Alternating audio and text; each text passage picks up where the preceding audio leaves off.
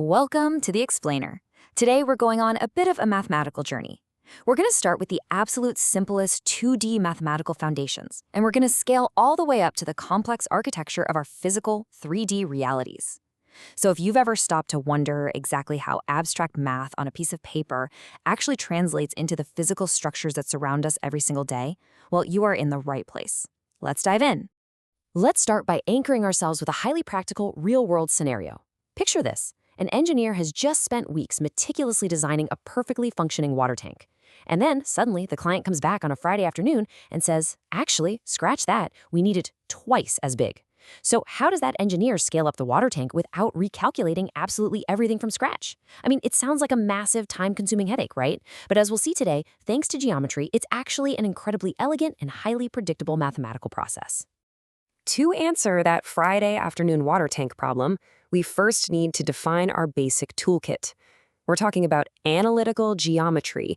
This is basically the use of coordinates and algebraic equations to precisely describe geometric figures and to calculate key metrics like distance, gradient, and the midpoint. Think of this as the language we use to pin down shapes in space. Without this specific language, we really can't measure anything, let alone scale it up.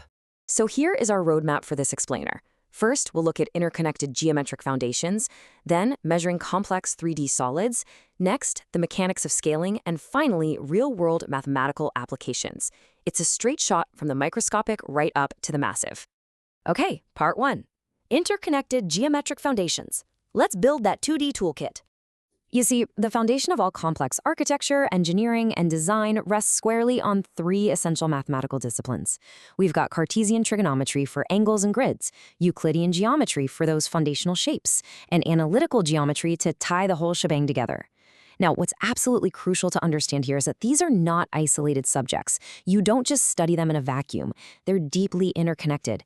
Together, they give us the comprehensive toolkit we need to understand, break down, and describe any complex shape we might stumble across in the real world. In practice, this means we use coordinates and algebraic equations to actively define trigonometric functions and complex geometric figures way beyond just your simple triangles. And at the exact same time, we're using logical proofs to establish the absolute inherent properties of those shapes like classic triangles and quadrilaterals. We are quite literally using coordinates and equations right alongside rigorous logic to build a super reliable web of geometric truth. Which brings us to part 2, measuring complex 3D solids. Time to step into the third dimension.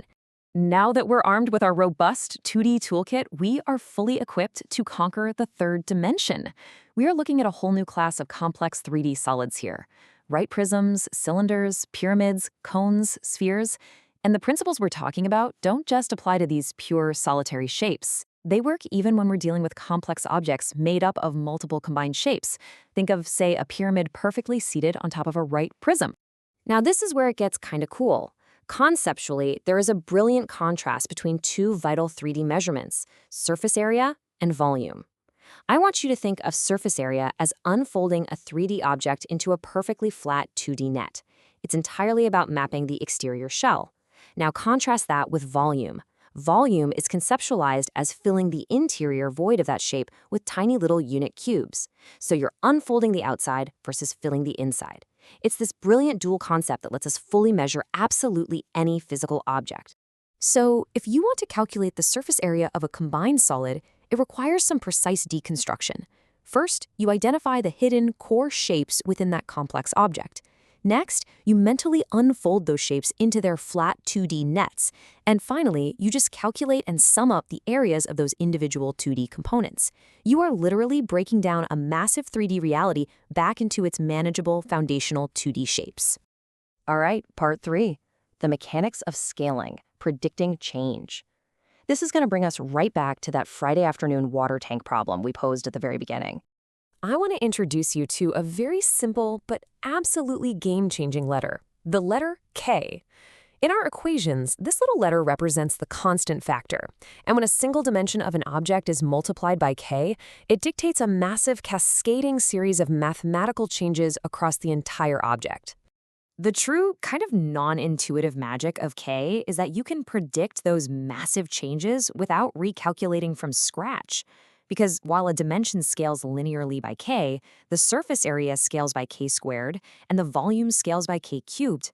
Think about that. If you double the size of that water tank, you need 4 times the paint, but it holds 8 times the water. It's a massive analytical shortcut that relies entirely on proportional geometric logic. And that leads us to part 4, real-world mathematical applications, geometry in action. So, who actually uses these interconnected geometries and exact measurements out in the wild? Well, the sheer breadth of fields is incredible. We're talking about those engineers designing water tanks, for sure, but also packaging designers optimizing material usage so a cardboard box perfectly fits a product without any waste. Scientists calculating the exact capacity of a chemical reaction vessel. Architects and urban planners shaping the skylines of our cities. Even game developers building the intricate virtual worlds we explore on our screens. Every single one of these professionals relies on these exact principles every single day. Mastering that constant factor k isn't just about finishing up a math equation on a whiteboard. It's about predicting real-world performance. It tells you exactly how much extra material you need to buy or how much heavier a structural load is going to be. It predicts massive financial cost implications before a single physical item is ever actually built. But to truly grasp all of this, learners today use interactive environments, virtual manipulatives, and 3D modeling tools to actively construct and dissect these shapes. It takes the theory right off the page and turns it into hands-on, highly visual problem solving. It really lets people see exactly how altering dimensions dynamically impacts complex realities. So I want to leave you with a thought that might just change how you look at the spaces around you. The next time you sit down to play a video game, or the next time you walk into a structurally stunning building, ask yourself, what invisible equations, 2D foundations, and exact scaling factors are holding it all together?